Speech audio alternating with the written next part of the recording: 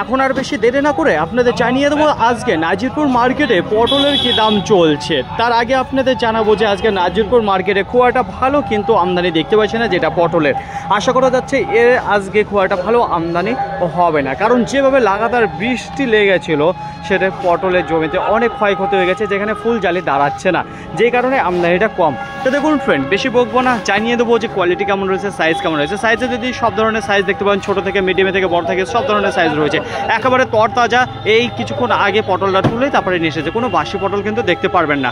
যাই হোক, এখানে রয়েছে কাজলি পটল। পাইকারি বাজারে যদি কথা বলি তাহলে আজকে বাজারটা দেখতে পাচ্ছি একটু ভালোর দিকেই রয়েছে, পটলের আমদানি কম থাকার কারণে। তো দেখুন ফ্রেন্ড, আজকের বাজার যেটা রয়েছে শুরু হয়েছিল সীমিত সময়ের জন্য 23 টাকা বেচাকেনা হয়েছিল, 23 টাকা 50 পয়সা বেচাকেনা, সেটা কিন্তু বেচাকেনার মধ্যে পড়েই না। তারপরে যেটা শুরু হলো 24 টাকা, দেখুন 24 টাকা বেশ কিছু সময় ধরে বেচাকেনা হয়েছে, তারপরে 24 টাকা 50 পয়সা বেচাকেনা হয়েছে বেশ কিছু ধরে। তো এখন যেটা বাজার চলছে সেটা 25 টাকা পার কিলো, কুইন্টাল প্রতি 2500 টাকা। তো এখন সময় আপনাদের জানিয়ে দেবো 9টা বেজে 26 মিনিট।